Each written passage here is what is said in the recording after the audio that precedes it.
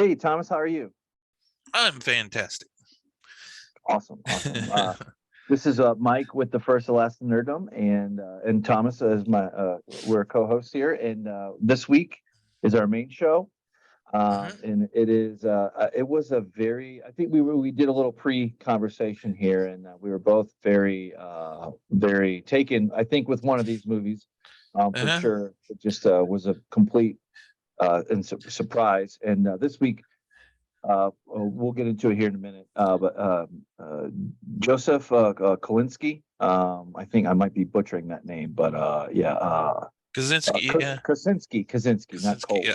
Kolinsky, Yeah. Kosinski, yeah. Yep. Anyway, yeah, Yeah. Yeah, I was yeah, we're very excited about talking about these movies. This was my first viewing of both. We're talking about Oblivion and Spiderhead.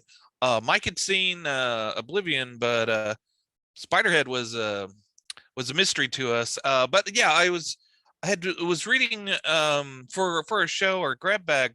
I was reading some articles that were written about Chris Hemsdale and Hemsworth. I mean, and he in the article they mentioned Spiderhead as a recent movie and sounded interesting. So I looked it up and realized that Joseph Kosinski had directed it, and we had just talked about him with Tron Legacy, yep. and I noticed he also had just directed Top Gun Maverick, and I was like, well, let's what else has he directed? And I noticed he had directed Oblivion, so I was like, okay, let's talk about Oblivion and Spiderhead. So yeah, the Spiderhead was a complete mystery. We weren't sure if we were gonna dig it or not. But I from our pre-conversation, I think we did dig it. But we're gonna hold off the suspense a little bit longer, and we're probably diving into Oblivion first. Is that right? Yeah, I Maybe think we'll. so. I think so. And I did not know that, but this is the one thing that I love about our show, at least for me personally, is that you stumble onto these directors that you've probably seen at least one or two of them, Hmm. and then when you start to kind of put two and two together, and you have a whole full picture, you really can enjoy their talent. And this was like one of Hmm. those pleasant surprises, like I found over the last year. Yep. Of course, this is our second year getting into this Hmm. very shortly here, but Yeah. in any case, yeah, this is the first last nerdum. Real quick, we want to plug the show. Hmm. This is our main show. Apologize if I sneeze or sniffle. Not feeling all that great. Got a little bit of a cold going, but all Yeah. that being aside, we would love to hear from you. Hmm. And we do this. We do a couple shows a week. Our main show on Sundays, Mondays, and then our grab bag on Wednesdays we release. Hmm. And then we'll probably close out the year. But start of next year, we'll probably be bringing back our third show, where we Hmm. want to cover a book or comic or something like that, and then the source material there. We kind of got some plans in the pipeline, so stay tuned. But we Hmm. sure would appreciate it if you could like, subscribe, comment, share. If there's something you don't like, if there's a favorite Kosinski film that you like, all the better. We thrive off that. And Thomas and I are also branching out and kind of doing an ad hoc thing here if we feel so compelled. And Hmm. Thomas, I just want to promote his last one where he Yeah. covered a furry cannibals plush review, which is a very interesting comic Yeah. book. And Right. if you Yep. want to know more, it's down below. You can see there, right Hmm. there on the screen there. We can Yep. share that. And then, of course, that was Yep. one that we covered. But Yeah. and of course, we'd love to do more live things, live streams, Hmm. but that'll be as steady as it goes. But in the Yeah. meantime, I'll let Thomas take it away and kind of see where we go from here. All right. So yeah, Oblivion, which seems to have been a passion project for Joseph Kosinski. From what I read, it's based off a comic book he started. I guess he never planned on publishing it. It was more or less kind of a maybe sort of storyboarding, kind of mapping out what he wanted to do. He eventually wanted it to be a movie, so I don't think the graphic novel ever got completed. But it was he was able to use the portion that he had done to kind of showcase what he wanted to do with the movie. Basically, Oblivion. There's a bit of a mystery there. There's the aliens have come and attacked the planet and blew up the moon, and we have fought back with our nuclear weapons and pretty much destroyed the world. But we defeated the aliens, and we're harvesting the water from. So there's two remaining humans on the planet. Tom Cruise's character, and then I forget the name of the actress, but the character's name is Victoria. They are remaining with the various drones, and they're pulling the water, the resources from the world, and are going to live off on one of the moons of Saturn. And so that's the setting of the stage for the movie. Now there's a bit of more of a mystery. Tom Cruise's character Jack is having dreams about 60 years ago, when before the aliens attacked. He's remembering this woman and being in New York, but how could he be in New York? This is 60 years ago, so there's a bit of a mystery of why he's having these dreams. And so that's kind of the beginnings of the movie. It all is kind of told as a kind of a flashback, or kind of a voiceover, as Tom Cruise's character kind of reflects on what's happened, and his kind of, and you get from the very beginning, you get kind of a disquiet within him, that maybe something's not completely all right. He's not completely content with where he's stationed, but his partner Victoria seems to be completely fine with where she's at and what she's doing. Also their minds have been wiped, because just in case some of the remnants of the aliens abducted them, they can't tell them of their past. I believe that was the reasoning behind the mind wipe. Is that correct, Mike? Yeah, sounds right. Yeah, sounds right. And I believe this was based off of a popular video game too. I might be making that up, but I'm pretty sure. No, I think it's just his graphic novel. Yeah. Okay. Yeah. This one was like a surprise when I saw it so many years ago. There's it's the and you kind of get a sense for what the director likes. He likes a lot of light and air, and he knows how to use those elements visually to frame it. I actually, this isn't like my most favorite of all time, but I do recall buying it to own it digitally, and of course, when you do that, you're only really renting it for a really long period of time. But aside from that, this Tom Cruise, this is back when he's still relevant, and obviously there's some kind of connection there where he keeps coming back and liking to use Joseph as the director for films and working with them. But yeah, Morgan Freeman's also in this one. I don't think this one was like a super big, awesome smash hit at the box office, but I think it did good enough. I think, but it wasn't. It was pretty good. I always enjoyed it. Of course, I'm always down for like a sci-fi flick, to enjoy. But yeah, I was kind of happy when we saw it when you pulled these two together. And not having seen it for the first time, what were your overall thoughts on it? It just as it stood alone. I really enjoyed it. I'd kind of held off on watching it just because I am not a huge sci-fi person, and from the advertisements, and this is probably it was beneficial for the movie in that I got to experience it without any spoilers, and I didn't know anything going into it, but I didn't really get a sense of what the movie was about by the trailers. So those unfortunately didn't pull me in, but and it was good in that when I eventually saw it, it was all completely new to me. I really had no idea what the movie was about. So all of the surprises were surprising to me. So the movie was very effective for me. But yeah, and I heard mixed people having mixed feelings about the movie, that a lot of people didn't like it. I guess they were thinking that Tom Cruise wasn't making all that great movies at that time.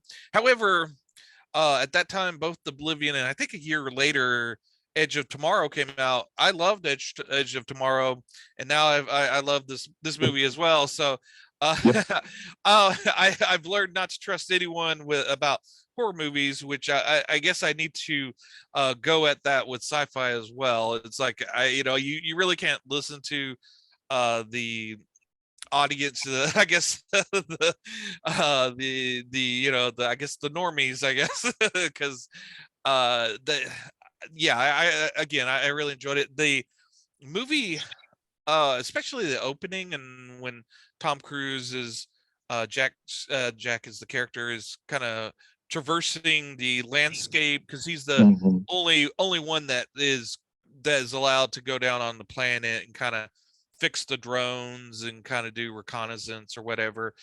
And when he's riding his motorcycle across those vast landscapes, it reminded me, I don't know if you played the game, but Death Stranding, a lot of those in that game, you're basically sort of a UPS man. You're kind of going. It's a kind of a apocalyptic land, and you're carrying packages from one destinations to another. Okay. And I was always wondering what that game mhm, was about. I never quite uh-huh, figured it out. That's one of yeah, those. It's not easy to understand what the hell's going on. yeah, And I agree. it's Yeah, yeah. the trailer, you were right. I when I saw it doesn't do a very good job of explaining what the hell it is. But Mhm. still, like if you can withstand that. But anyway, go on.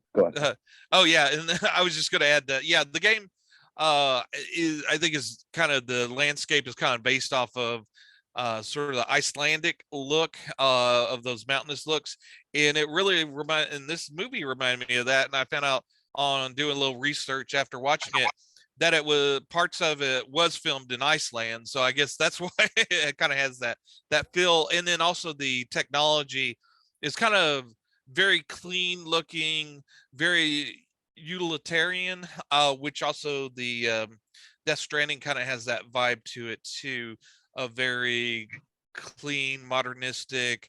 In like say Blade Runner, and in Star Wars to a certain extent, everything kind of looks run down as far as Right.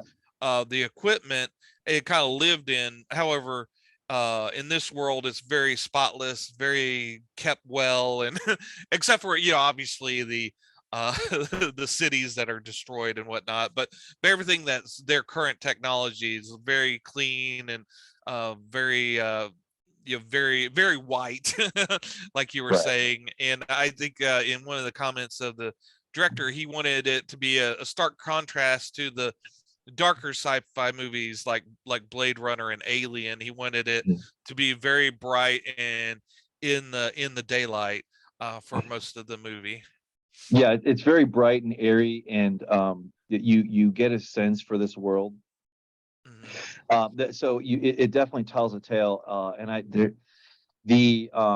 the where he lives, his living quarters or whatever, as you Mhm. kind of figure out as the story unfolds, like he takes off from, it's very cool. Kind of floating in the middle of nowhere, kind of, or floating in the middle of air. It's very much about that. And it unfolds beautifully. Mhm. There's a lot of world building that you kind of get, Mhm. and it's a pretty quick paced, I think, for the most part. And then you Oh kind yeah. of get, yeah, it doesn't, it never made me bored at all. And of course, I like it anyway for nostalgia at this point. Mhm. But it definitely has its own thing. I really enjoyed it. I enjoyed the nerd gadgets there were cool. Mhm. Just everything was really cool, and of course Tom Cruise is a solid actor. You can't fault Yeah. him for that. But you're right. This one I wasn't aware. I mean, like, not like I'm a huge Tom Cruise fan, but he kind of went through like a phase like where he became unpopular for a little bit Mhm. until whatever. But every time he shows up on the screen, I gotta say, I enjoy the movie. That's true for Top Mhm. Gun Maverick. That's true for this one, Edge of Tomorrow, for sure. Mhm. Boy, that's a fun movie, for Mhm. sure. But yeah, Yeah, definitely. yeah, and this one I think is like more of a kind of. hidden gem, I guess. You know, it's not the best ever, but you Yeah. know what? It's a solid sci-fi hit.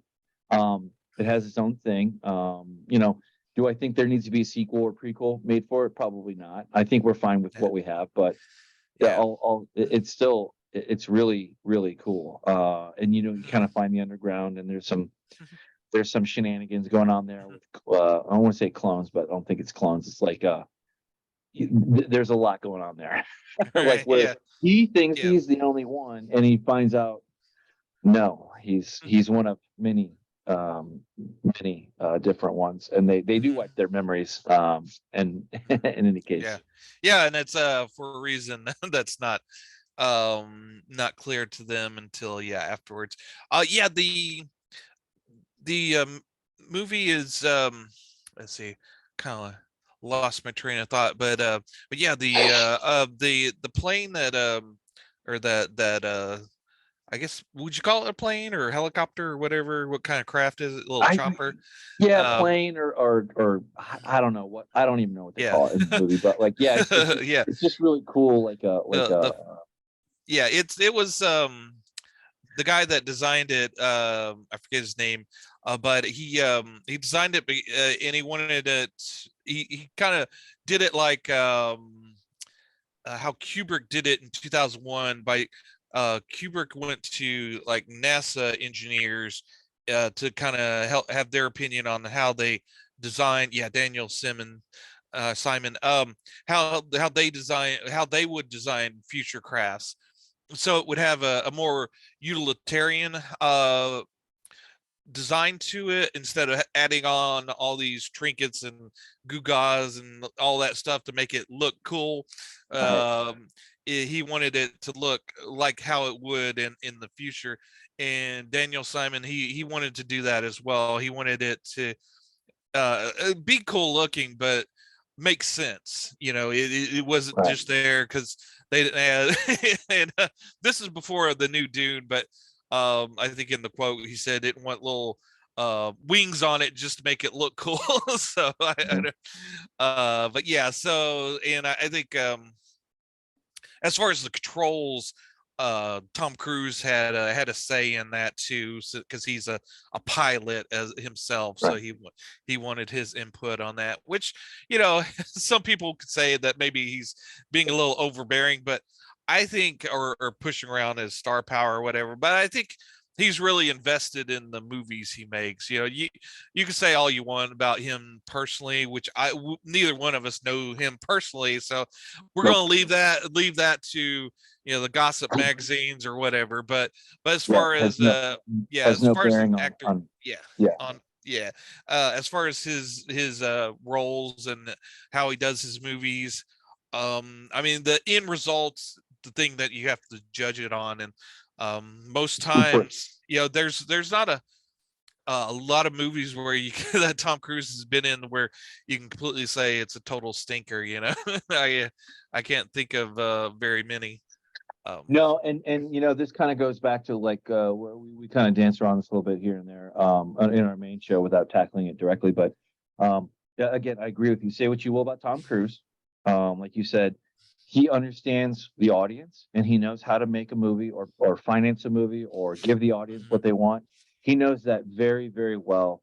mhm. And I think that should be applauded and Yeah, celebrated yeah, nowadays, because we just right. get so many things. And we'll get into it in our Mhm, grab bag show later in the week. But there's a lot out there that there's just tug of war. And you know, this wasn't like an amazing movie per se, but I really enjoyed it. mhm, I love the world building. I love you know, Morgan Freeman. I love that there's kind of like this hint of rebellion, that there's like this order of things isn't quite what it seems. yeah, You know, and there's other people out there yeah, too. yeah. So it kind of blends future apocalyptic, but like I said before, and it must be the way that Kosinski looks at things. It's very light and airy. It is very much like the light and air and bright Mhm, things, and he yeah, can get dark too, but yeah, it's how would I put it, and this will play into the next movie too. It's full on terror with the lights on. so to speak, or something dark and scary. And there are aspects of this movie like where he's chasing something and it's out there and he's got to kind of go back in the subterranean layer or whatever, and then it's all dark and you don't quite see what the hell's going on. Right. Not terrifying per se from that standpoint, Yeah. but it's Yeah. very, very enjoyable. Yeah, and I know he was a fan of Tron, and he loved doing Tron Legacy, but you can see where coming from Tron Legacy and making Oblivion, he sort of went completely opposite, whereas Tron was very dark, visually dark, and neon, and very much blue or green screen. Yeah, I'm sure the actors weren't acting were acting in a big green room or whatever. Whereas this movie, he said that in an interview, he wanted the actors to be able to see what they're dealing with. So he wanted as much as possible everything to be physical, and you could actually touch it and feel it. And that whole station, that above ground in the sky station that he and Victoria were stationed in, was completely built. And as far as the environment outside of it, they did projectors all the way around it. So wow. they could see, when they looked out the windows, they could see the world. But it's a projector, and that was the beginning technology. What they use there is what they have advanced and refined, and is now called the Source, I think it's called, in like the Mandalorian, where it's a dome that they film in, and everything is projected on that dome, so you get the complete world without, I guess still CGI, but it's actually on that dome, so the actors can see their environment within it. And I think Mandalorian started that, and then I think other places have started to use it as well, either that location, or I guess they've made their own. But yeah, so this is like a lot of cool sci-fi movies. They're pushing the envelope, like we talked with Willow last week about the morphing technology. It's kind of interesting to see these fantasy and sci-fi movies kind of pushing the envelope with all these movies, and refining it and making the next iteration even better. It's kind of cool, yeah, to see that. And one of the actresses in the movie, if you scroll down, Olga Kurylenko, I think is she played Julia. She said in preparation for this movie, she watched a few different movies like Notorious, but the one that stood out to me was she watched Solaris. Both the original and the remake with George Clooney. And she said that had a big effect on her, and she kind of made ties with this movie because there is a love story that stretches beyond time in it, much like Solaris does. And yeah, That's true. And that's one of the keys to sci-fi, for me anyway, is that it's not all science fiction and looking cool and action, that it also has a fundamental thing to it, like the love story, plus stirring up ideas that make you think. And you can spend like several hours after seeing the movie kind of playing around in your head with different ideas that it triggers within the movie. Those are always the best sci-fi for me, is the ones that make you think. Oh yeah. Also, when the kiddos were younger, we used to play Minecraft all together, and just not even talking about the story or anything else, just the visuals. You can make something like that in Minecraft, like where you build something and then you can kind of delete the thing, so it's like appears to be floating in the middle of air, but like it, or break out the Legos or something along those lines. But yeah, this one it was pretty cool. And like I said, I don't know why it didn't get more play. I guess I don't know, but right, you never know with these things.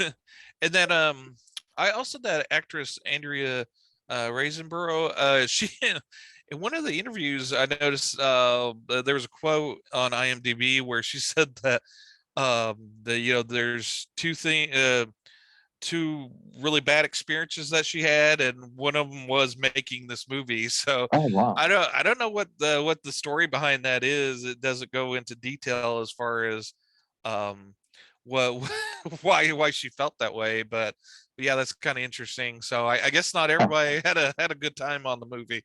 But yeah. Yeah, it's just kind of let it play, but yeah, you get this sense of otherworldliness, and kind of like things aren't as they seem. Which is always fun, to be a part of. And you kind of like have little callbacks, like you saw the New York New York Yankees hat, that kind of thing.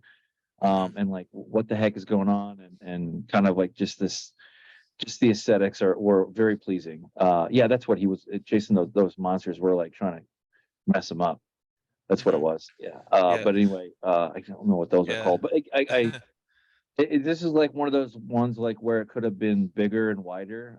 But typically, like if I like something and it's generally out, and I didn't see this in the theater at all, Mhm. then it usually means Yeah. that like the normies didn't like it, broadly speaking. So like, but Right.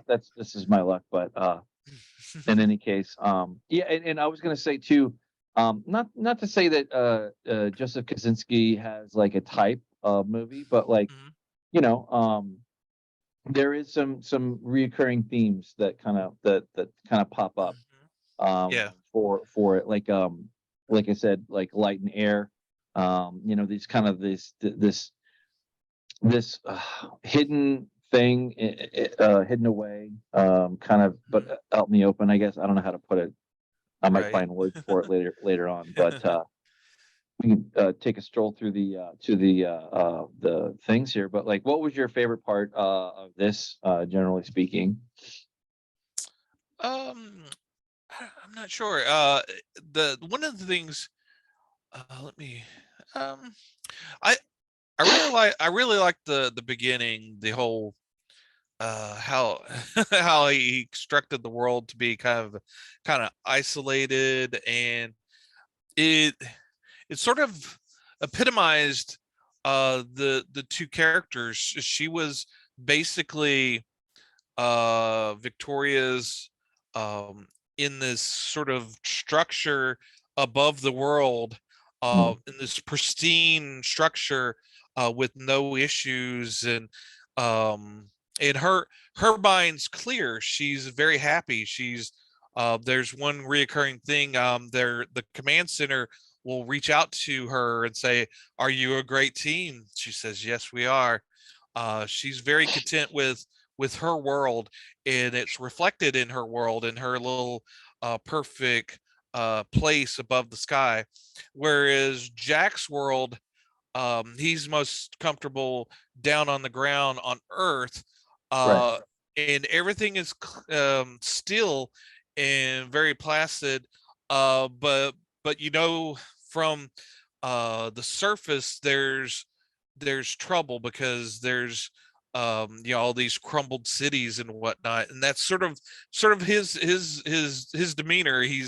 He has this sense of calm, but you could tell that there's something wrong, and he goes beneath the surface to find the answers. right. And so he's kind of digging within his head and digging within the world to find the secrets. And I think that's kind of I like how that's kind of reflected. And but yeah, this the whole how they set up the world at the beginning was really nice. And just Tom Cruise's character kind of just traveling around, and you're seeing the destruction, but it's happened in the past, and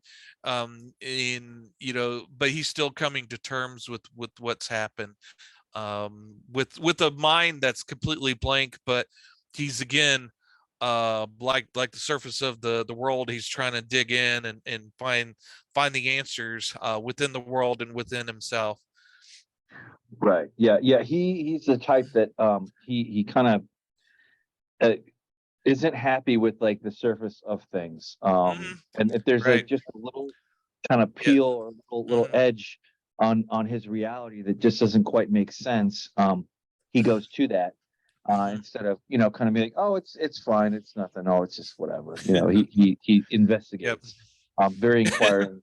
You made me you made me think of our podcast from a couple of weeks ago with the Burbs, and there's a scene where they're investigating into the new family's home. They've gotten invited in by the weird neighbors, and Bruce Dern is starts peeling away their wallpaper, trying to see what's underneath. Oh yeah.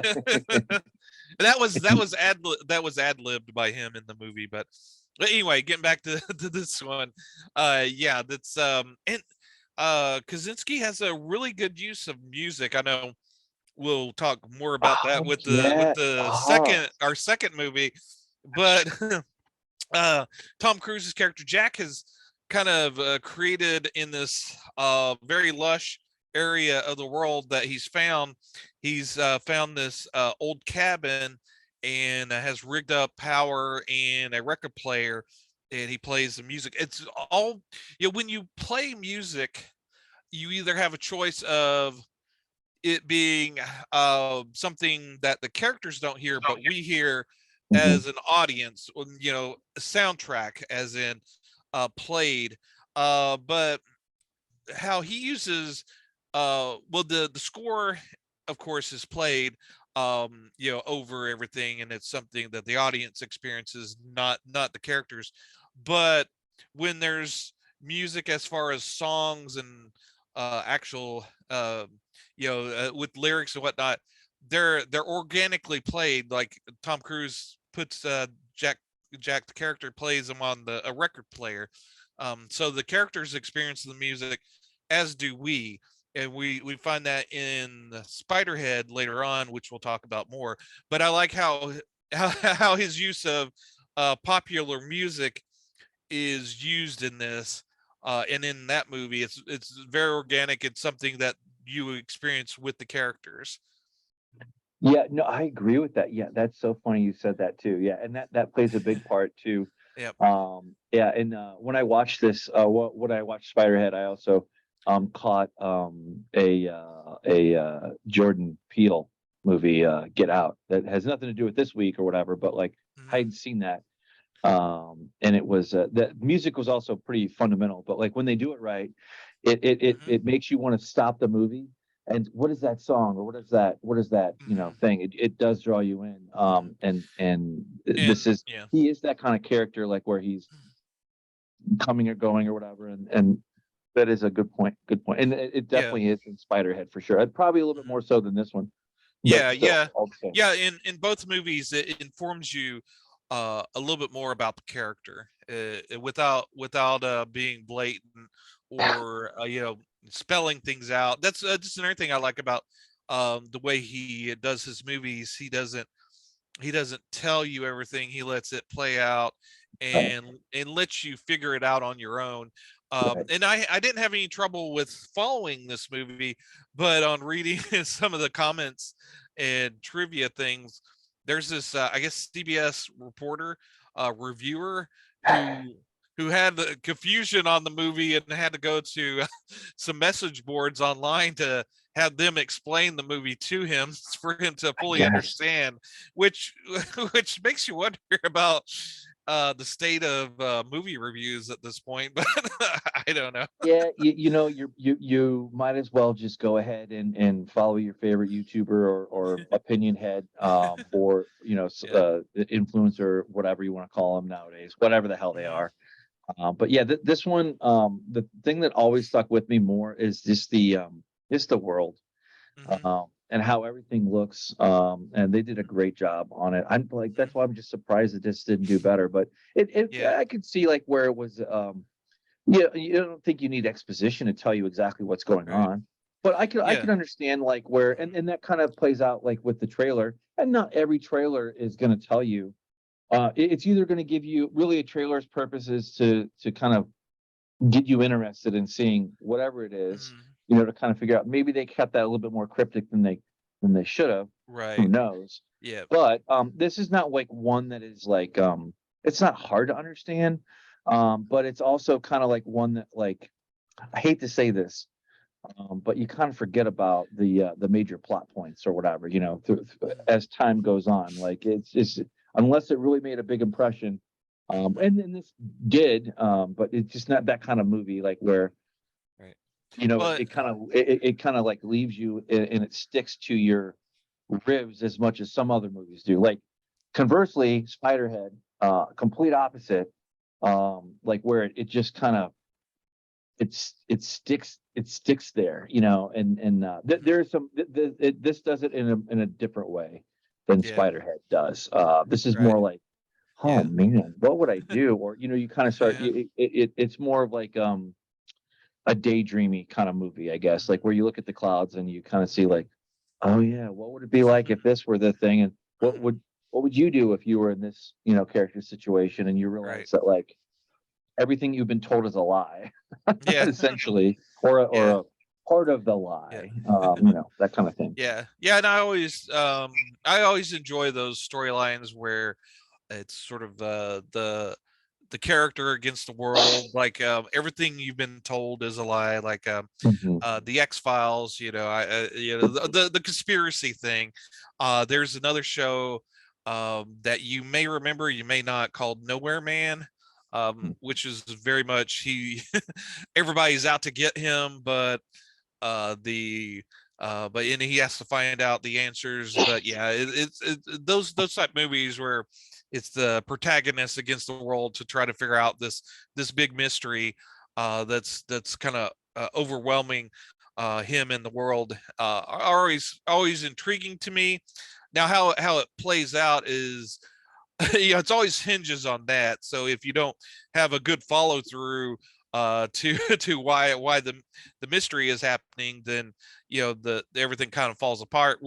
But I think this one did a great job of handling that. They did have a good structure to the movie. So when the where everything was eventually revealed, it all made sense, and all the pieces that the breadcrumbs that they gave you throughout the movie, it all makes sense. There's not anything, although I guess there is a little bit of a confusion with one of the characters and their relationship to him. Right. Later on, he rescues a woman that tells him that she's his wife, and Right. there's like a naming issue with the pod that she's in. I guess at one point it says, I guess, her maiden name, and then later on it says Harker, which is Jack Harker's last name. So there's a little confusion there. But it's something that I guess you kind of look over, sort of thing. Yeah. I mean, it was perfectly serviceable in the storyline, and you kind of get invested a little bit, but it's not there to explore every corner of the universe, as it were. Like it's not that kind of movie. It's more Right. bigger and wider, and then you're just rolling in on this particular time period, for like what might happen next. Kind of leaves it off at that. But I again, excuse me. I still enjoyed it.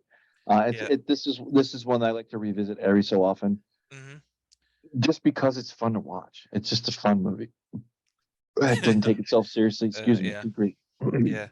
Yeah. I think we're kind of getting towards the end of our discussion of this one. Yeah. We're transition over to Spiderhead. Although I wanted to tell you of a joke that I thought of about the ending, but of course, if you guys out there haven't seen the movie, you may want to skip ahead a couple of minutes here while I discuss it with Mike. And if you have seen it, stick with me. It may give you a little chuckle. And spoiler begins now. When the second Jack shows up with the survivors to his wife, is I'm here and everybody's happy. my thought was, maybe a couple months later, another Jack shows up and say, "Hey, I'm here.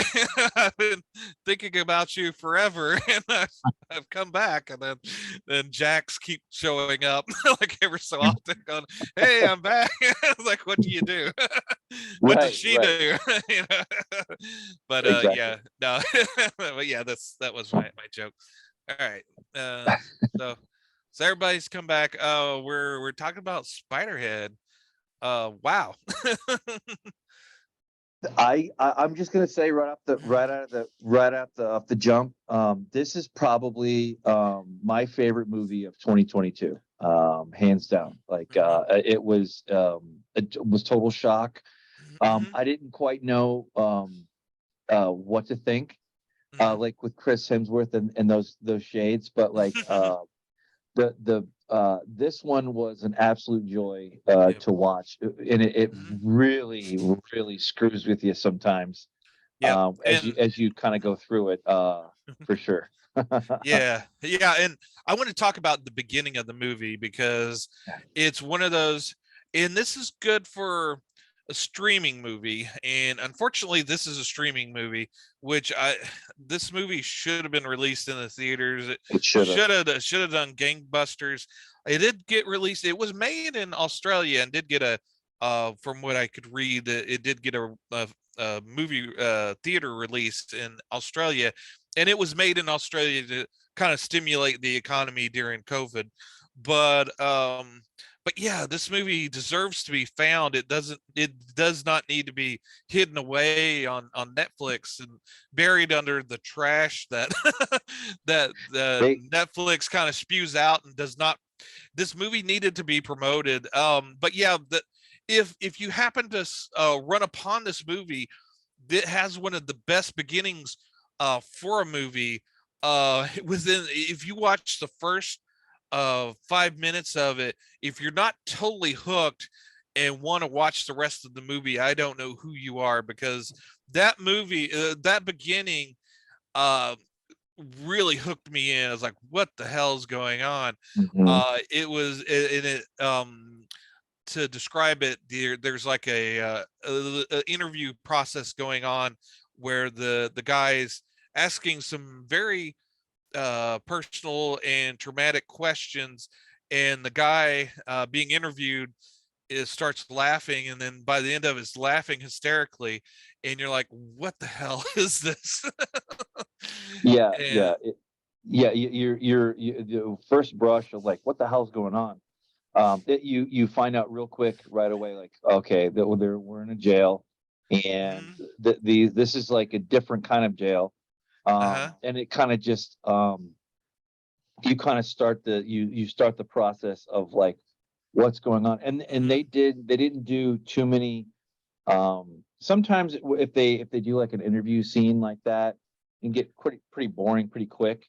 mhm, But the way that they did those throughout this whole thing was very well executed. It was nothing. There wasn't scene that was any longer than it needed to be, yep, especially with those, because there's a yeah, lot of back and forth and this and that. Then you kind of get a feel for um, the level of manipulation and lack mhm, of true yep, consent. And this is one of those movies that really drives home, what does consent mean? What is free will? What is mhm, this? What is that? I mean, there's a mhm, lot of concepts you could probably pull from this whole thing. mhm, But music was a very strong part of it from the mhm, get-go, all the way mhm, through. Great music. yep, And I agree with you. Like Netflix screwed themselves because they were leaving money on the table for mhm, not having this wider out. This should have been. My only regret was and maybe I don't think they did release it to theater. I think it was just streaming only, yeah, like you were saying. But like mhm, I would have, I mean, had they had the courage to have put it out like as a real movie in a movie theater, I mean, you couldn't ask for better. Like the mhm, cinematography, again, there's this pattern that goes through with his movies that are it's he knows how to use light and air, mhm, and set design, just it all goes kind of back, and yep, even to the unusual nature of the jail, mhm, what it is, and you kind of find out as it unravels. I won't mhm, spoil anything here per se, yeah, but I was blown away by Chris Hemsworth. Like Mhm. you kind of just don't see like, and when I was watching it, it reminded me of Chris Hemsworth in a non-Marvel production, and of course he was in he had a much smaller part, kind of like a Airhead secretary kind of role, where he was in Ghostbusters 2016, Mhm. where he is a little small part, but it's more comedic than anything else. Mhm. But he knows how to nail that. But this one, he Yeah. also knows how to nail down that serious role. He makes you believe Mhm. what you're seeing, and Mhm. this kind of Yeah. this Yeah, his it's personality that he portrays. So right. Yeah, I think in one of the grab bags or podcasts, I said something to the effect that um Chris Hemsworth may not have uh much of a range as far as acting, but he knows what he could do well and dials into it. I was completely mistaken. I was wrong. I apologize now. Watching this movie, I know Chris could do a wide range. He could dial it in. Proves what an actor he is in this movie, and with his star power, it would make sense for him as a star to be the protagonist in all of his movies. Whereas, but he does like smaller roles, like in the Ghostbuster movie you mentioned. right. In this movie, he's not the protagonist. He runs the jail. Yeah, He's he's the the guy. antagonist. Yeah, Yeah, yeah. And he run in. There's a fine line. It's like you know, you don't know if he's the villain of the movie or not, and he hmm plays that line very well. He's very cordial and is very friendly with the inmates, right. and you feel and you get the sense that they believe him and they trust him.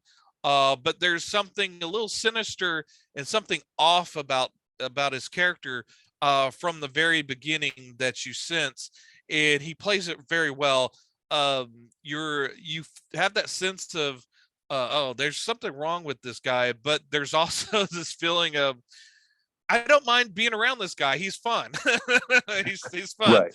and to be able to pull that off is really remarkable. And speaking of remarkable, the his pal in the movie, Mark, who's I guess is the guy that helps him along with the drugs.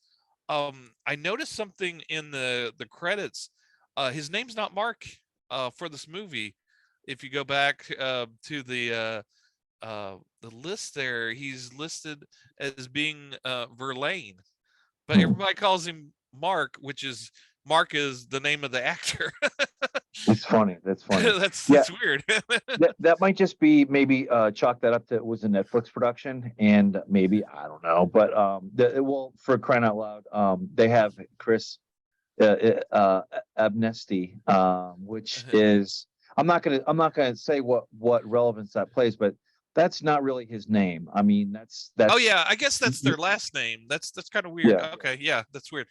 yeah. So uh, maybe it's the last, but having said all that around it, though, this was one that, oh my God, it just really draws you in, mhm, and you want to see more and more and more. right. And the best way I could put it is, when you figure out what the good, the bad axis is, Mhm. you kind of see, like, it's full terror with the lights on, is the best way that I can put it. Nothing is Right. hidden. Mhm. Well, some things are hidden, but for the most part, Right. everything is like, there's a certain amount. There's quite a bit of manipulation, Mhm. and they constantly, there's a part of the movie where, before they begin a little set experiment, it's all videoed and whatever, Uh-huh. and they ask them to acknowledge, to say yes or no, Yeah. and I think they say acknowledge or whatever, like, Acknowledged. to Yeah. proceed on with the experiment. And Mhm. there's like a dozen of them, as you kind of go through the course of the movie, and they get Uh-huh. more.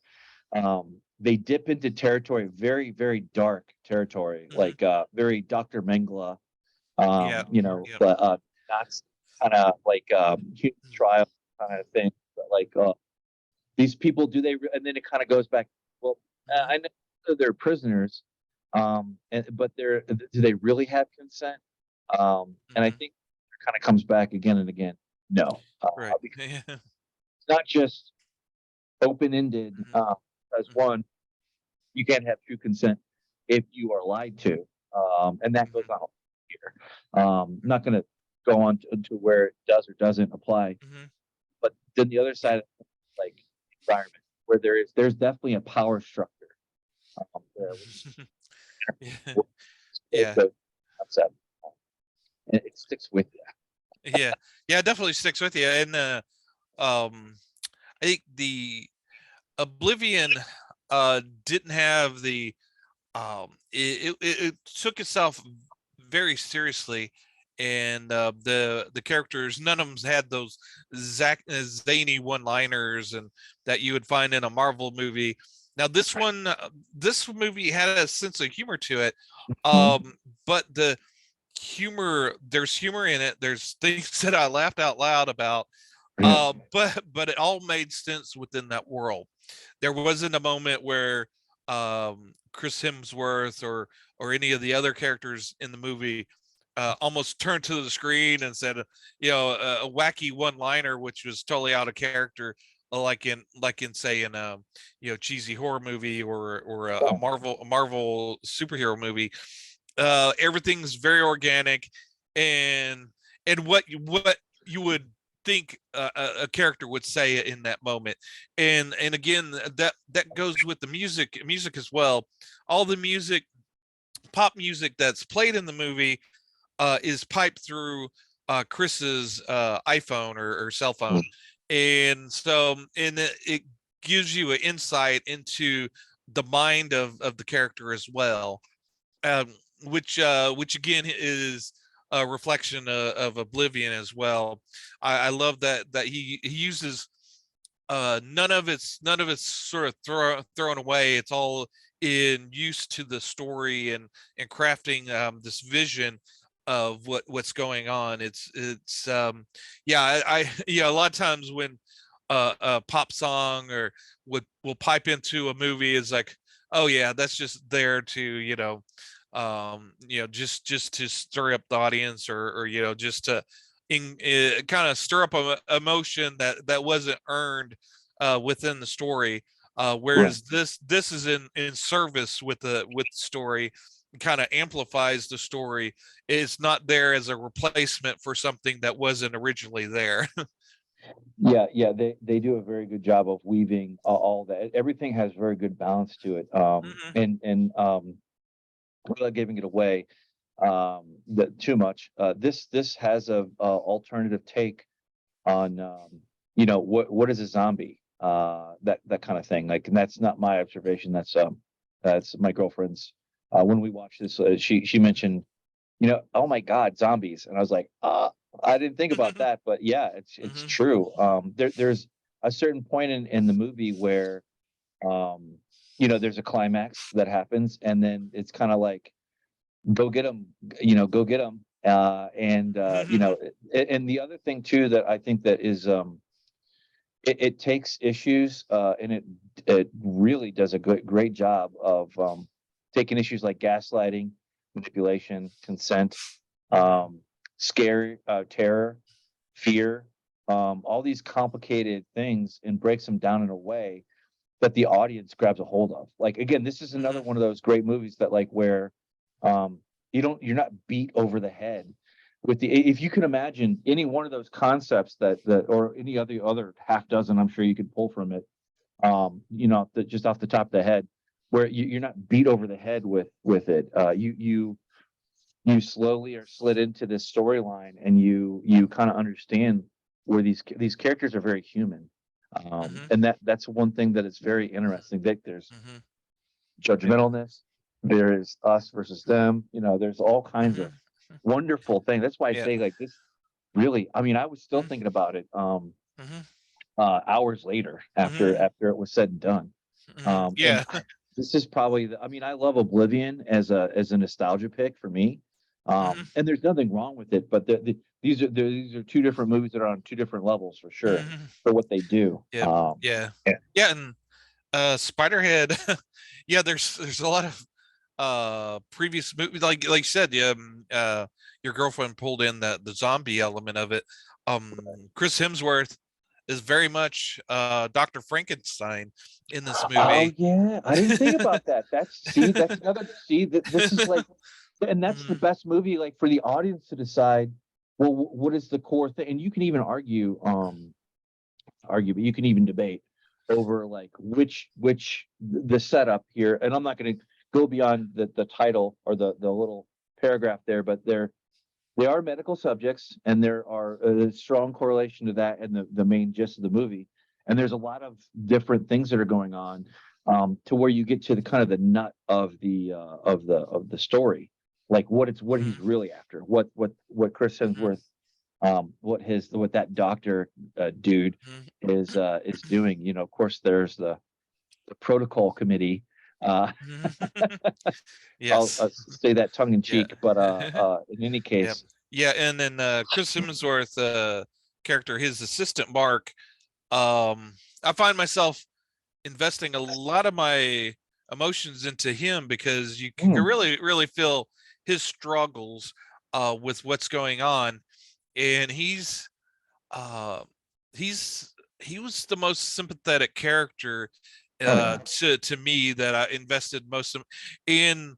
He does not have many lines. He has very few lines, but what he can convey in the emotions of his face and how he looks at other characters, I mean, that guy is a great actor. I I have to say, just with what bare minimum that he had to work with as far as dialogue, and he could convey as much as he did through his acting, was was either he's a great actor or the director really knew what to pull out of him to get that emotion across, so that you could follow in that journey with him.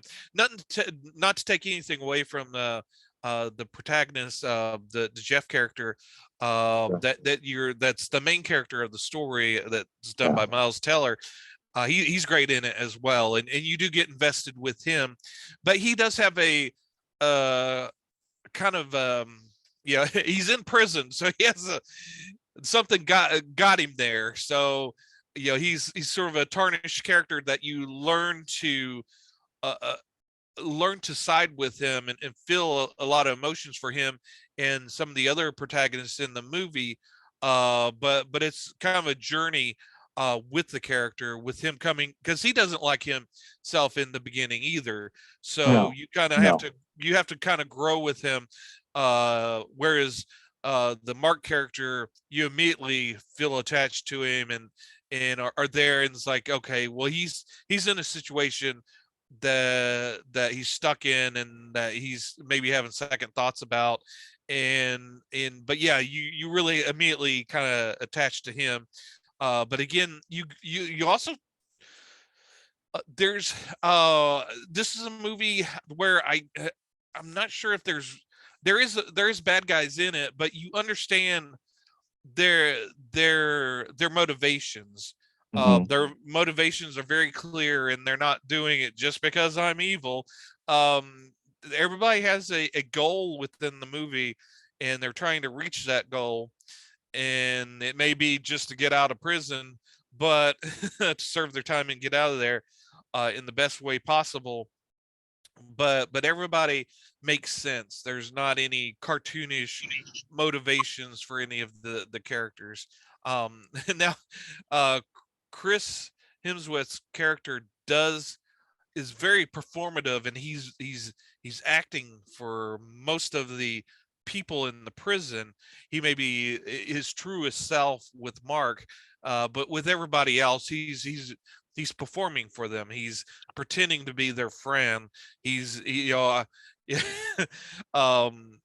I there he reminded me a lot of someone that I have worked with before on a job, where you get the sense that he was there's there's something behind his actions. Sure, he's being friends with you now, but there's ulterior motives going on behind that. But yeah, he does a great job of uh performing that character. And yeah, I can't think of any bad performances within this movie. No, I said like it kind of blows my mind that they didn't release this in the theaters. Like Yeah. it really is that good. You know, I would even argue that and I am not the type to be a judge for what is award worthy or not, obviously, but damn, I mean it's not going to, but it would be cool if it did. I would cheer for Yep. it if it did, but that's a different level of Yep. nerddom that is not my ball. But yeah, Chris. Oh, and mhm. And the female protagonist in the movie, her name sounded familiar, and she is in relation to another Smollett. Not to hold that against her or anything, No, but not she at did all. a great job. She is also in that show Lovecraft Country, and I really enjoyed that too for the most part. But yeah, she's great in that and in this. So she's a great actress as well. Now it's one of the things that was confusing to me is when I first started watching the movie. You know, they had those placards come up of the people that I guess funded the movie or you know, produced it or whatnot. And one of them said the New Yorker, and I was like, what's the New Yorker have anything to do with this movie? But the movie is based on a short story by George Saunders, which Uh, was originally published in the New Yorker. And in one of the beginning scenes where you're seeing the various inmates within the prison, there's an inmate reading a book by George Saunders, and one of those, yeah, I kind of and remember that. yeah, and that short stories in that book. So that's a little meta, I guess. Maybe he's reading what's happening to his character. I don't know. At Yeah, that yeah, time. yeah. You also get the sense that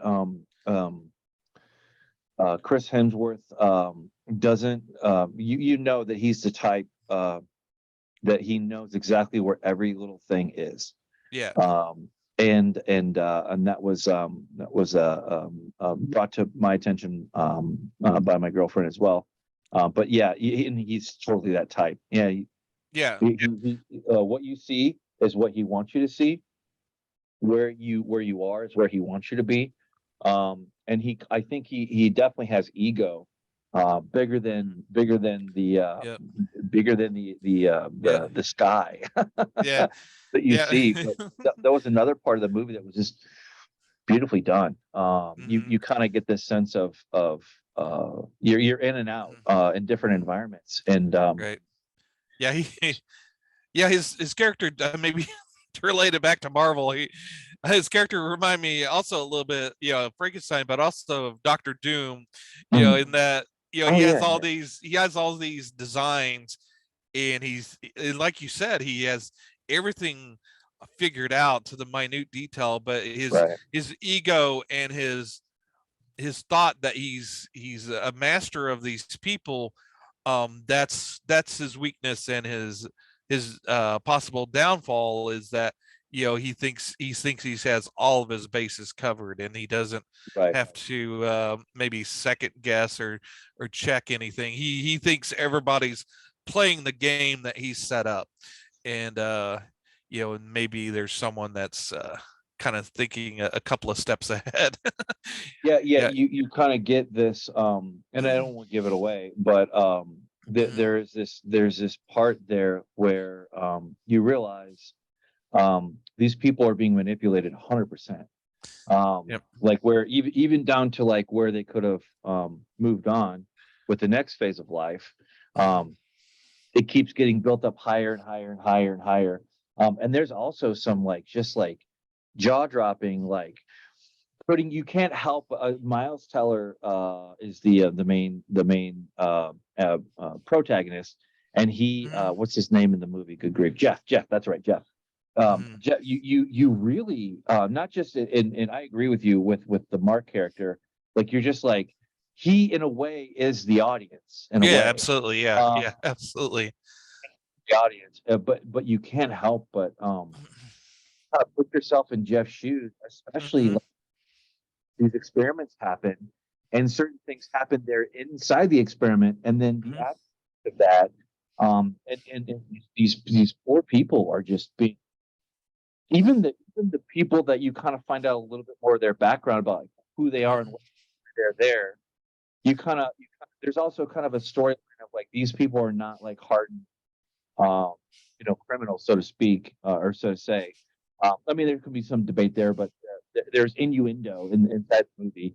But everybody else, um, they're not evil people. They're not bad people. They made a bad choice or a mistake, and it kind of goes from there. And boy, oh God, they cover so much moral territory of Yep. that, even down to like, when it's time to go, or you're free to go, kind of sort of thing. It's just Yep. it doesn't let go of you until the very end. Even then, it still sticks with. That's what I love. I love the movies that, like, I don't know. This isn't quite that movie. Like, I don't know how I feel about that, but you definitely have this thing of like, sticks to you. Like, it just it locks on you. Yeah, it definitely does. Yeah, it's one of those that, yeah, like you said, you kind of run through the various thoughts in your head and the implications that are brought up in the movie. That in the photo, that first photo there is him reading the book. Right. Yeah, George Saunders. So shout out to the writer of the short story. Um, I haven't read the short story, so I don't know how well that it's. But yeah, that's I enjoy reading short stories, and I think a lot of times that's sometimes the best thing to base a movie off of, as opposed to a novel, in that you could really dig into what a short story. A short story is a lot of times is kind of a germ of an idea that's kind of encapsulated, and you don't have to spread it out like with a novel. With that germ of an idea, you have to kind of flesh it all the way out into a big novel, whereas a short story is kind of a tight knit idea and resolution, and that's kind of a cool beginning for a movie. So it's, instead of having to cram everything in a novel into a 2-hour movie, you could build from a short story and flesh it out into a 2-hour movie, and kind of add to it. Now a lot of times what they add is not very good, but in this situation, I don't know one to one how it is, but they did a great job of expanding it into a full movie. Yeah, 10th of December, for George Saunders here, and we'll toss in the link here. Oh, of course, Amazon picture broke website. Uh, yeah, man. It's broken. Okay. You can tell I've been watching Beavis and Butthead. All right, but no. Yeah. All right, So, yeah. I'll stop. Mm-hmm. And speaking of the mentally challenged, maybe, did you see the ratings on this movie on IMDb? It's like a yeah, looking disgust at that. That's I say this. That is utter and complete bullshit. Absolutely, absolutely. Yeah. You had to been dead. You had to been dead to not. I don't get any. I mean, I'm obviously heavily biased Yep. in the direction of this movie, but like, there is no way. There is no way that is a 5. Okay. There's no No. flipping way. See, this just goes to like, if I like something, then the critics, the critic class doesn't like it or whatever. But maybe the normies didn't Well, like it too. I don't know. But you know well, what? It's that's IMDb. well, I this wouldn't. is well, that 5.4 is the normies out there rating the movie. If you go to maybe Rotten Tomatoes and see, they have the critic score and the audience's score. So maybe that'll give us a better idea. But yeah, the only thing I can think of is maybe the audience saw that it's wow, yeah, That's the not wow. yeah, That's yeah, I don't see that at all. But no, I'm not no, getting that feeling at all. yeah, I don't the know. Well, see, this just goes to I would blame that on Netflix because this clearly needed to be in the theater. I think anyway, but mhm. of Yep. course, It's probably one of the again, it's one of those movies I think that the regular audience just has to catch up to. right. The at the time, I think you're right. Blade Runner was a flop, and all the critics disliked it and the audience were cold to it. Now Right. it's a classic, Same thing Right. with The Thing. Another great movie that the audience and critics did not like, that's now a classic. It's just one of those that will need to find its audience, which again is bad since it's on Netflix, because where can the audience find it? It's going to be buried within, you're gonna be scrolling through, and by the time you get to Spiderhead, you've gone through everything, and you no longer have time to watch a movie, and you turn it off and go to bed. So I it's again, the streaming services are good in a way, but also bad in a way. Yeah, There's and this case in point, just Mhm. watch which we typically will pull up here from time to time, so people can see where you can get it. You can get it in one place, Netflix, Yep. obviously. But man, Yeah, this that's a yeah, hard. and this is one of those movies where it would be great to have it on Blu-ray or 4K, and have some nice feature, extra features, maybe a commentary track by Joe Kosinski to kind of really dig into what he thought, what his thoughts were behind the movie. That would have been great, but yeah, it's there on Netflix. So and What a shame, it's shame, shame. yeah, it's one of those. This is this is another thing. Both Spiderhead and Oblivion are the Oblivion's little, just tiny bit over 2 hours. This movie is only an hour and 40 some odd minutes. It gets in, tells its story. It's a complex. Both movies have a bit of a complex story, Yeah, but they could tell the full story. You don't feel like you've missed anything, um, and tell a great story. Whereas you have these mindless Marvel movies that take up 2.5 hours, 3 hours, 3 hours. Yeah. um, Hmm. and yeah, give me this over the next 10 Marvel Oh my. movies. If yeah, no, I totally agree. Again, to me, in Mike Shaw's personal opinion of things, I would put this. I think this is like probably one of the best movies that I've seen all year. So, Mhm. and I kind of got a little ranty on um on the ratings thing, and I know you attacked the ratings thing a while ago. It took me Mhm. a little bit more to get fired up about it and Mhm. get mad about it. But Mhm. and I don't really care about these ratings or whatever. Like if I like something, I like it. But I Right. look forward to watching this again. I'll Yep. actually I probably will end up watching this Mhm. again before the end of the year, just because Mhm. it's that good. And sure, there are things that I missed on the first few. Like Mhm. totally. I bet there's all kinds of things, and that's just a shame that we won't be. Mhm. You're never going to hear about this thing again. Yeah. I mean, it's just not going to happen. Yep. Like I Yeah. wish, but Netflix is not a publishing house, and they don't care about Blu-rays or whatever. Mhm. That's one more penny that they can save if they don't do it. But and that's a shame in and of itself. So Yeah, I there's and other ways that's to get a movie that have right. nothing to do with streaming, but we're not those kind of Right. people. But And it is what it is.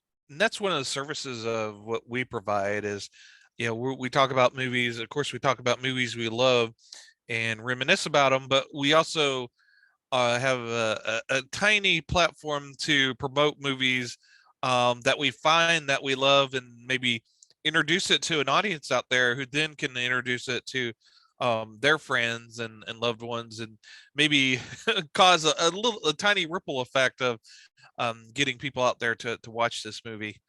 Yeah, yeah, That's if I can inspire at least one person to go out and watch this movie, I think my job is done. Yeah, no, absolutely. Yeah. I mean, this reminded me of a few movies that we've reviewed in the past, just on some loosely based concepts, like where Mhm. there's a bigger story in a story there that unfolds, and you are this kept my attention. It's very rare Mhm. for a movie to do that, and for it to be so enthralling, Yep. and just to Mhm. it covers a lot of stuff, and you Yep. wouldn't think that it would carry the day, but it does. Mhm. It absolutely does, and Yep. like I said, it's in and out a lot, but for the most Mhm. part, its main themes it's very Mhm. faithful to. Chris Hemsworth, aside from those goofy glasses, aside from the goofy ass glasses, like they kind of put just kind of like, okay, this character, there's something else going on with this character, Yep. but just with one prop device that is Mhm. pretty compelling. But anyway, Yep. yeah, gosh, this one was a surprise, a very, very good Mhm. surprise. Like, and I'm very disappointed that the ratings don't reflect that. But Yeah. what are you gonna do? Like I said, it's one of those things where, if we had the internet back in the day when, say, Blade Runner came out, we would see the same ratings. Again, it Right. wasn't appreciated until much later. I remember, and yeah, there's countless movies where they're classics now, but the people had to warm up to them. They had to find the that's one of the things, when you the movie They Live. I When I originally saw that, I loved that movie, and everybody goes, "You like that movie?" And Oh, everybody absolutely hated it. Now that one's a classic now, and yep. everybody loves it. There's memes everywhere for it. But at the time, no one liked it except for me and my college buddy. It's like, the well, again, it had the audience when you do something, and I don't know if this applies to this movie all that much because it tells a really interesting story that people should be able to latch onto, but Right. a lot of times maybe you're doing something in a movie that's a little bit avant-garde, or telling a movie in a different way that the audience aren't used to, and they kind of buck against what they're used. They want their same old, and if you don't give them what they want, they kind of buck against it. But I'm always one of those viewers that if you surprise me and give me a interesting story, or a different spin on something, I'll eat that up. Whereas I think to a certain extent, this movie does provide it. If you go into it looking for an action movie with Chris Hemsworth in it, you're not getting this. Mm. So maybe the movie poster, and that's all you're getting on Netflix, is you're seeing a little bio that no one reads, but you're seeing the little picture of the movie poster, and you're seeing Chris Hemsworth, and you go, and Miles Teller in the prison movie. Oh, they're going to be fighting to get out or something. Mhm. Maybe it's a buddy movie between the two of them, and they load it up, and it's something completely different. So Yeah, I don't. that's the only There thing I wasn't. can think of. Yeah, and usually like with a movie, when you watch it, there's a part or two that might be a little bit more campy, or it kind of takes you out of the flow of the movie, or something cheesy or something like that. And that was not the case at all. There was not one time where I was pulled out of this movie. And they even had they knew what they were doing. They did a Mhm. good balance with color, with light. Like those things are not it, when they run well, they just blend in the movie. But when they don't, they stick out like sore thumbs. Just like I was mentioning there, for like something it was kind of off of the movie, and then you're just kind of pulled out a Mhm. little bit. You can still enjoy it, but Yep. this is like way better than any of the Marvel um superhero, whatever. Right. And, and Right. and that's and that comes from, and we both love comics, and we both have loved newer Marvel movies, and Mhm. some not so much, but Right. Right. you know It's just And a shame. yeah, It's a shame. Wasted yeah, and opportunity.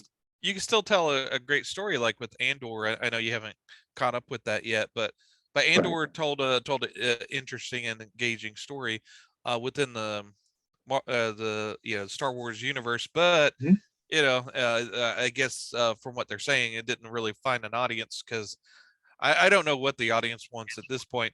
But but with Spiderhead, there is a silver lining, a rainbow. Joseph Kosinski, after this, or maybe I don't know how the filming schedule worked out, but maybe a little bit before. He went back with Tom Cruise and made Top Gun Maverick, Mhm. which is a huge success. After seeing these two movies, I was not all that gung ho about watching Top Gun Maverick, but now after seeing these two movies, I'm actually looking forward to maybe catching up with that movie. But with the success of that movie, I think Joseph Kosinski probably can write his own check at this point as far as what movie he could do next. So it'd be very interesting to see what he does next, whether it's a passion project or how he goes about it, because he does know how to make a really engaging and interesting movie. Oh yeah. So Yeah. yeah, I'm really looking forward to what he does next. And yeah, it's I know this this episode's been kind of a love letter to him, and some of the audience may be going, every podcast you watch, you always love the movies, and that's built into our thing is we want to watch movies that we enjoy. This isn't a podcast where we just watch movies to tear them down. No, we don't. There's We both decided a long time ago, and that doesn't mean we can't have a sharp opinion, because I definitely do. yeah. And I think we might get into that, like maybe when we do our year-end review, like some favorites here or there, or some aspects there. But yeah, there's all kinds of folks that are out there that can do, that I watch and follow. I know you do too. That have a very good deeply thought out critical take, Mhm, aside from the culture wars or from the whatever. mhm. But yeah, like, I don't. Yeah, I don't. I mean, plus, who wants to slog through like a fucking garbage can? Excuse me, a garbage can movie. Right. Um, Yeah. Absolutely. yeah, Well, Red Letter Media and Best of the Worst, as long as I guess they're entertaining.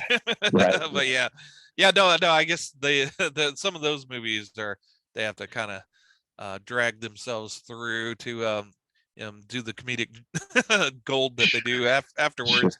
But yeah, it's yeah, like I said, we don't have time or the patience to kind of suffer through that type of stuff. Yeah, it takes better men than me and you, I guess.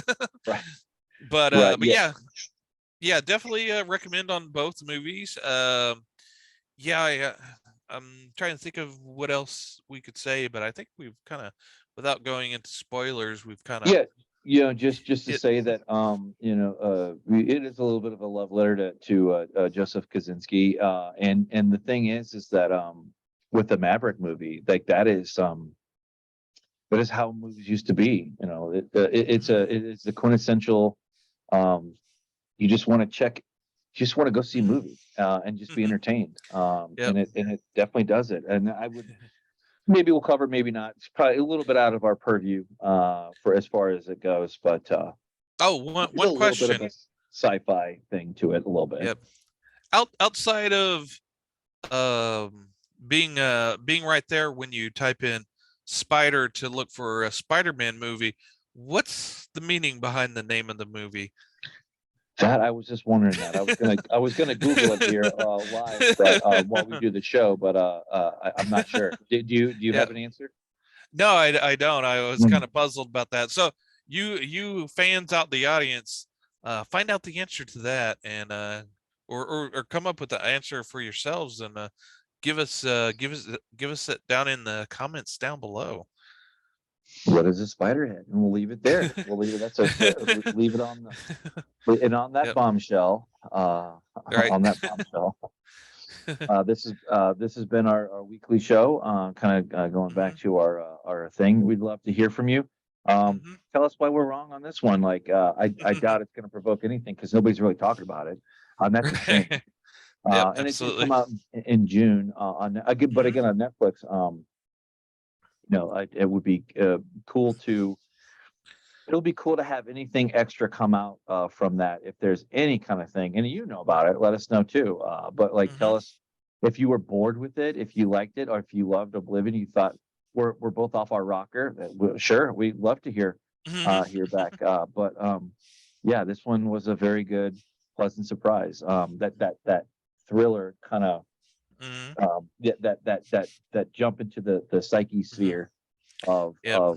what's up, what's down, that kind of thing. Like, Mhm. do you really have that, kind of Mhm. thing? Mhm. There's even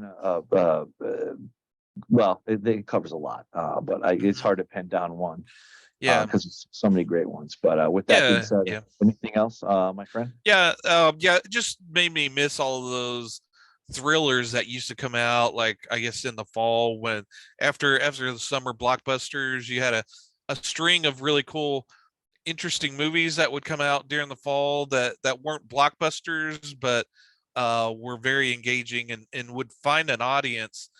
And this is one of those movies that would fit right in there, that would have been a hit in the theater, that a lot of people would have gone and seen and talked about. But it's just in the modern times, it's just buried beneath all the garbage on Netflix. So With it all is what it is. right, But yeah. yeah, and that's again, that's the service that we provide. We dig through the garbage and find the gems. Absolutely, absolutely. Yeah, yeah. And you couldn't do better than this one for a thriller. For Hmm. a modern day thriller that is came out in the last 6 months, Hmm. this one hits the Yep. mark for sure. Yeah, and again, it doesn't preach to you. Mhm. Everything's all buried within the story. You could dig out as much meaning as you want in it, Yep. without having the filmmaker just kind of slam you over the head with what they feel. It's very much what you want to pull out of it. Yep. Absolutely. Does a very good job. Oliver Hemsworth. And this kind of goes back to the sad news that he's taking us away from it because of his genetic diagnosis, I guess, of he's predisposed to Alzheimer's. But so Oh yeah, with shout out Chris to him. Hemsworth. Yep. Yeah, but I hope that he, I hope he keeps making films like this. And if this is one of his last ones, like, oh man, I don't know, that would be sad. But in any case, this week that we're wrapping up, and we say join us for our later this week for our grab bag. We got a big show to cover, but Yep. and most of all, let us know. And with Mhm. that, I've been Mike, And I'm Thomas. and we'll see you in Uh, the future. yeah, watch out for your clone. Yeah.